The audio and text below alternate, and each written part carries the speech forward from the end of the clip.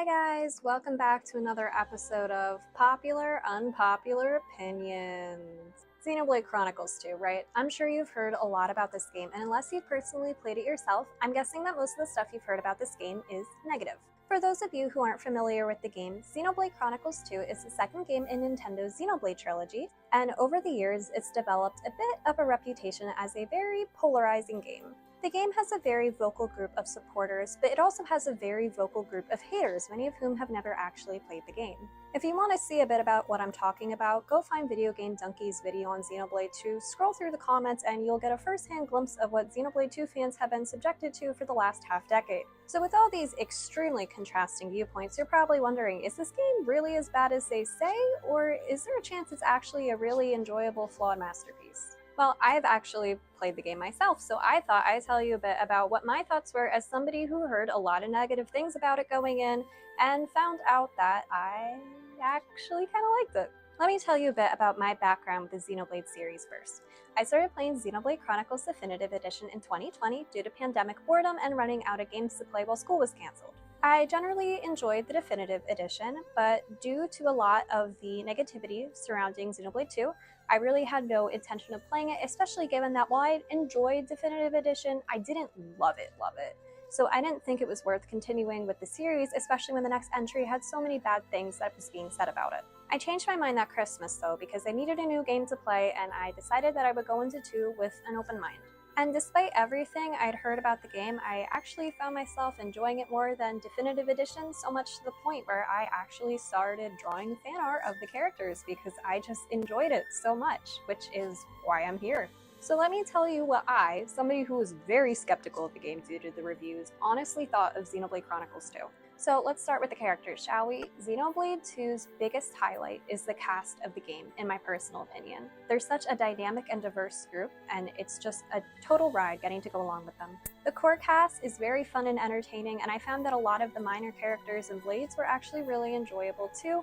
In fact, the whole world was just rounded out by such an amazing, unique group of characters.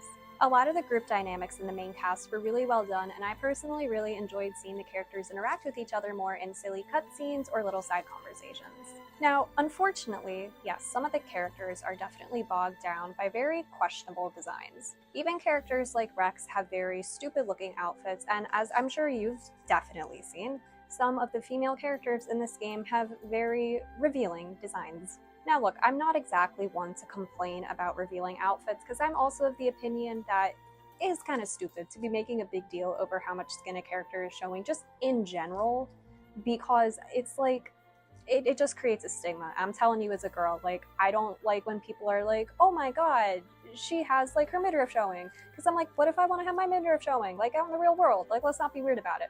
But at the same time, Xenoblade 2 does definitely suffer from some of the characters having over-the-top revealing designs to the point where it's borderline distracting and kind of takes away from what's otherwise a really good character. And at the same time, some of the male characters also suffer from just what I'd like to consider really stupid, goofy-looking character designs. So I think that's a valid criticism of the game. But is it worth dropping the whole game over, or not even trying it, or throwing insults everywhere because of it?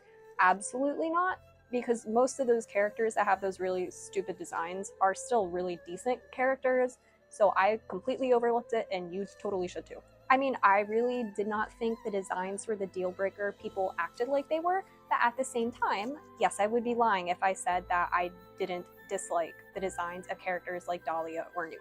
I think there needs to be a good balance between feel free to do cool stuff with the designs, but at the same time, don't make them so ridiculous looking that people are like, I don't want to use them. But now let's talk a bit about the voice acting. Yeah, so I'm sure you have seen a lot about the voice acting as well. And again, let me be honest, the voice acting is a little bit iffy at times. While the voice actors definitely aren't as comfortable in their roles as, say, the 3 house leaders of Fire Emblem 3 Houses, after the 3 chapters, it really isn't noticeable anymore, and it doesn't take away from the game. Even in the first 3 chapters, when there's definitely some awkwardly voice-acted moments, I don't think it really takes away from the game. Yes, it puts you out a little bit, and you're like, oof, That sounded a little weird, but if it really bothers you so much, turn on the Japanese one. You'll have no idea what they're saying anyway. But one of the pluses of the cast is I actually really liked how unique all of the different regional accents were for each different area of the game. Like, there's a reason why Xenoblade is so well known for its European voice cast. Like, it really sets the game apart, and I think it's really cool to hear such a wide array of accents in a video game like that, especially because aside from very posh sounding, received pronunciation British speakers, you don't really hear a lot of those European or British accents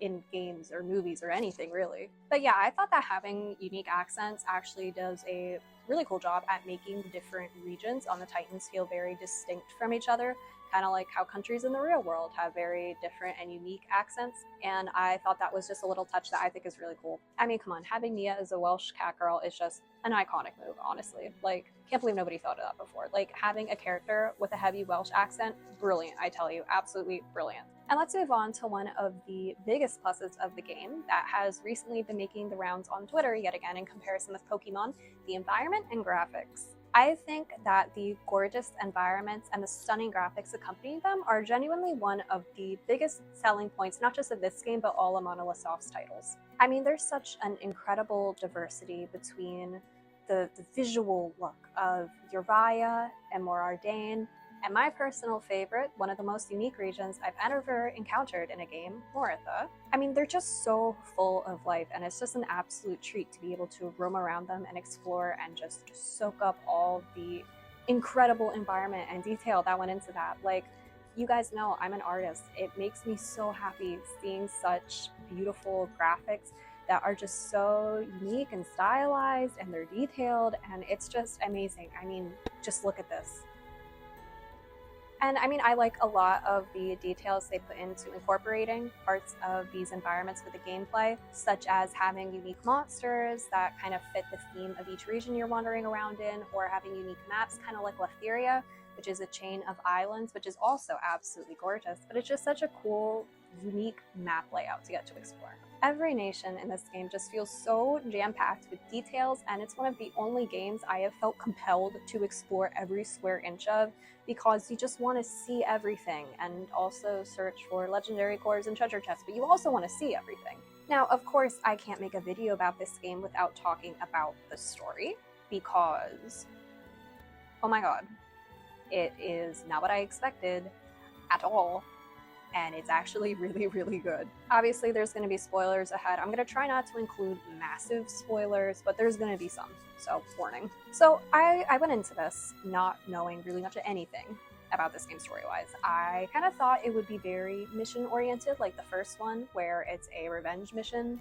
You know, and obviously you learn more about the world on the way, but that's kind of what I thought it would be like, but oh lord no. So basically, you spend the first half of this game just wandering around, exploring the regions, with the goal of trying to reach this semi-mythical land of Elysium, which is said to exist at the top of the World Tree, which is a giant tree. But then the game pulls the rug out from underneath you and reveals what Elysium really is. And oh my god. So it turns out this game is actually post-apocalyptic, which is something I did not put together until the game just drop kicks you onto the US interstate and you get to run around on the US interstate.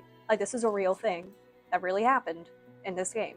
Like, the switcheroo this game pulls on you from being this happy-go-lucky, you know, typical anime, happy, run around the fantasy world thing. It goes from that to being this post-apocalyptic sci-fi thriller. It's amazing as you just watch everything kind of like fall away and reveal, you know, what really happened there, and it just blew me away. This game does such a good job at making you think it's just, you know, it's just like, I don't know, Dragon Quest or something, and it's just like, you know, all happy, it's fantasy, and then it I mean, you gotta play it for yourself to experience it, but I was thoroughly shocked if you can't tell. And I'm not going to spoil how this game connects to the first and what you find in Elysium and what Elysium actually is, because I think that is something that you should experience for yourself, because I don't think me explaining it is really going to do that reveal justice.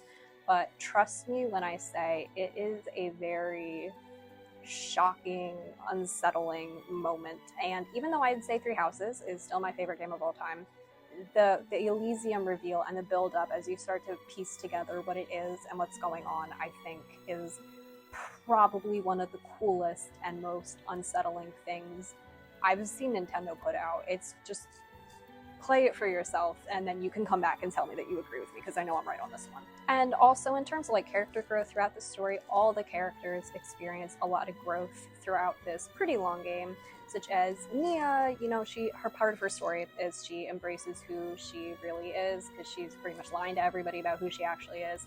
And Pyra, see, I know y'all see Pyra from Smash Bros. And you look at her and you're like, ew. But no, this girl goes from wanting to go to Elysium so she can die, like she basically just wants to die, to wanting to live and fighting for everybody else and not wanting to give up yet.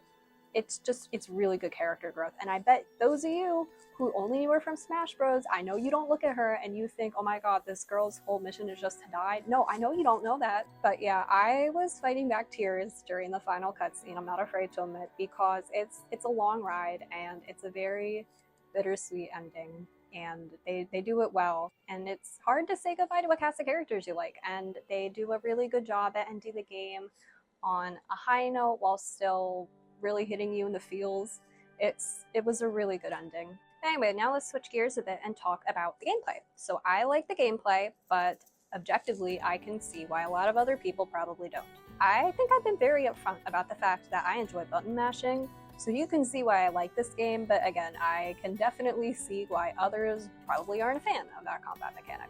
I liked the elements mechanic a lot, and I found the gameplay of this game to be more enjoyable than 1 and 3, but I 100% agree that there is a very real issue with the way the game explains to you via tutorials what's going on, in that it tries to explain, but it doesn't do it very well, and then you basically just end up getting thrown into it, and it usually takes you about 20 hours or so to figure out the basic combat mechanics that really should have been explained to you ahead of time.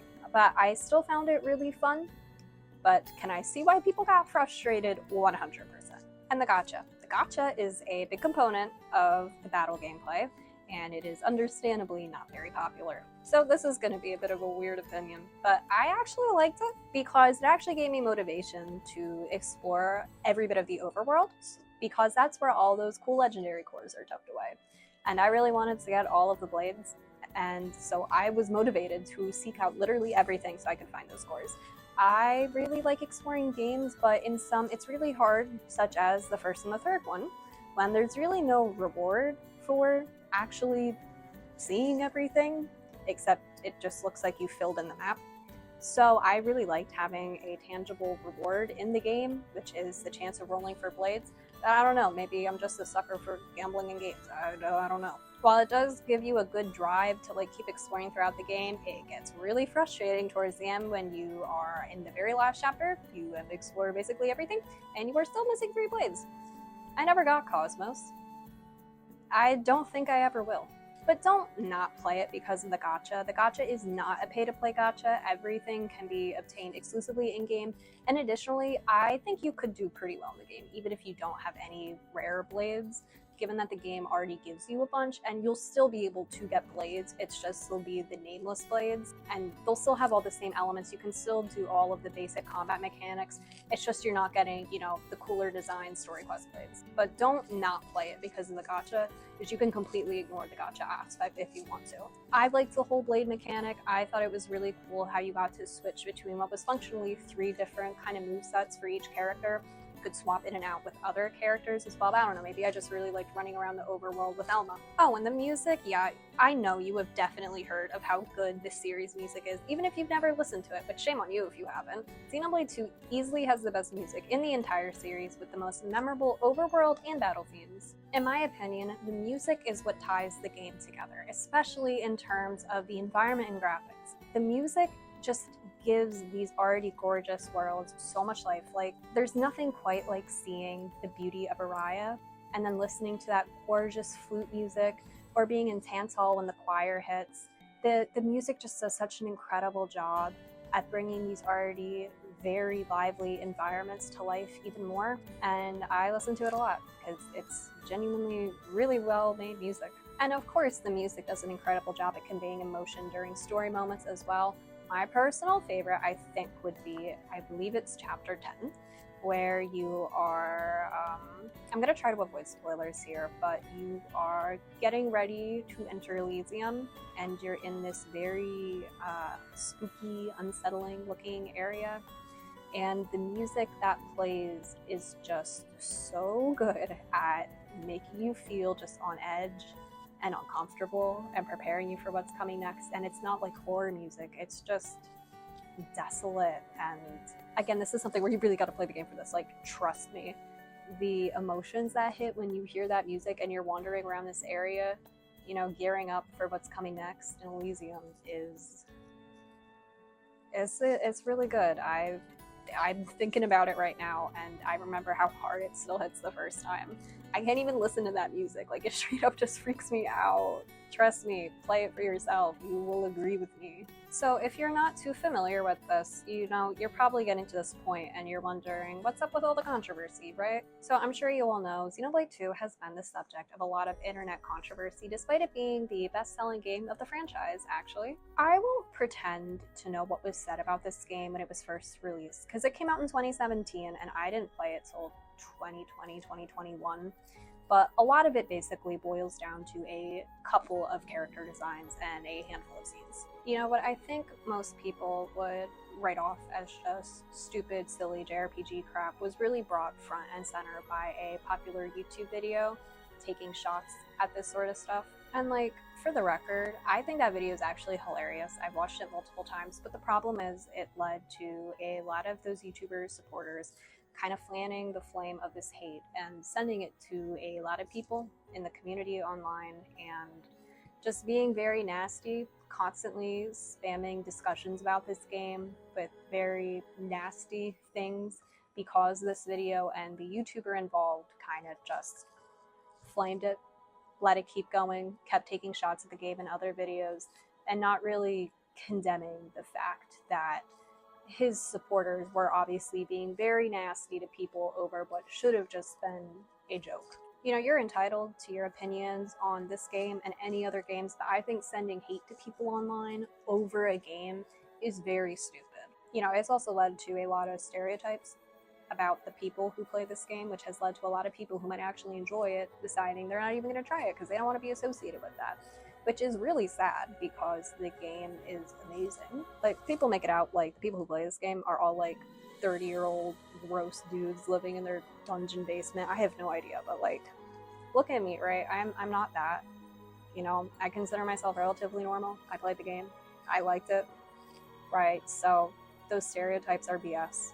And it's frustrating to see such a narrative about the game, because then it just frustrates me, because I'm like, people of all backgrounds enjoy games, and it just feels like this one in particular has been the target of such vicious harassment and hate online, and it just really rubs me the wrong way. And like, if you're gonna take shots at this game, right, at least play it first, instead of just taking stuff from the couple of scenes you looked up on YouTube. Like, at least have a background for what you're saying first before you say something. Like, come on. But yeah, I think this game is a really good one despite whatever people want to say about it, and I think it gets an unfairly bad rap because it's a really enjoyable playing experience, and it definitely has some flaws.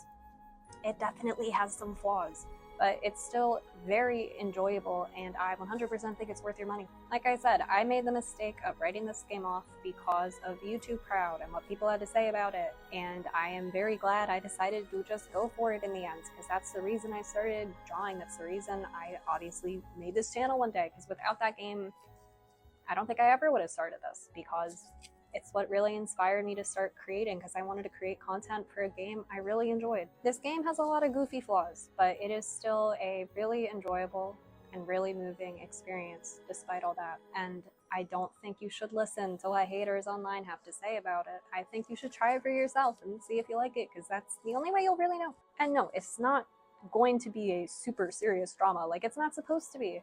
It's supposed to be fun and still moving, and that's exactly what it delivers. So if you're going in expecting something that it's not, then you are bringing that on yourself. I really do think this game deserves more love, though, because despite everything that it doesn't do right, it does so much, so perfectly. And I loved it. I think a lot of you would probably love it too.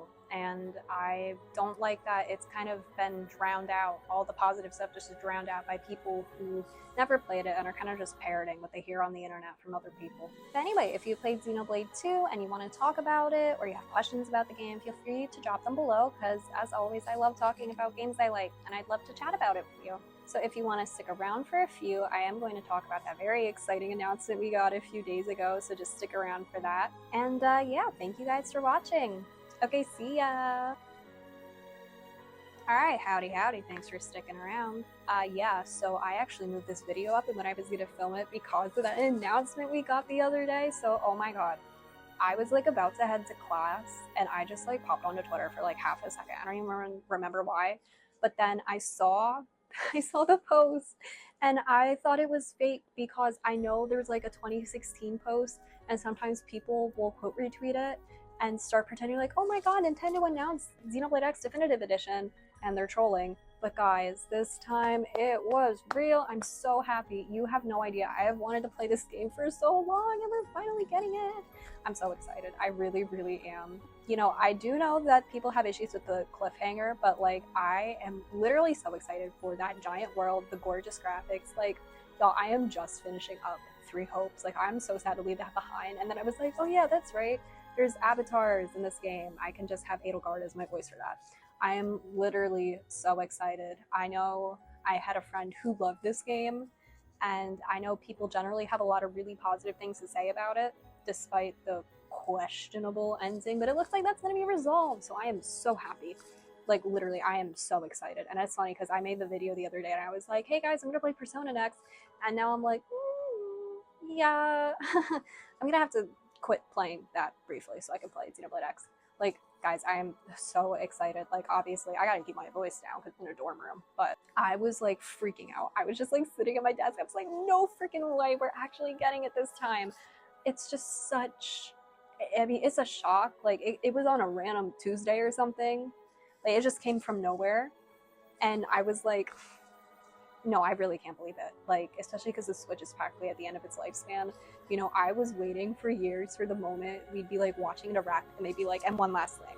And then we'd hear like the battle music, and it never happened. And then they just dropped that. I am so happy. Like, seriously, you know, I know this video is about Xenoblade 2, but even if you didn't like some of the games in the trilogy, like, I'm gonna be so real. I did not like 3, but I'm so excited to sink my teeth into this one. I'm literally so excited. Like, I think everybody should give this one a shot. I know I haven't played it, but I'm still telling everybody you should give it a shot. Like, I am so excited. Genuinely so excited. And I cannot wait to play that. I'm sorry, I just was not expecting that. Like, that's the kind of thing that, like, we say before every, like, Direct. We're like, oh yeah, maybe this is the one where they announce X Definitive Edition. And because it just seems like so much of a pipe dream. And we got it. We got it this time.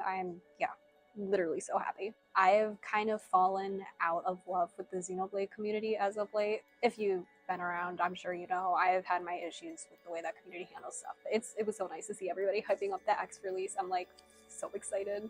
I can't wait to play that. You should totally play that. I'm definitely going to be playing that. Yeah, I don't really got much more. Pre-order it, I guess. All right. I'll see you guys eventually. Okay. Bye-bye.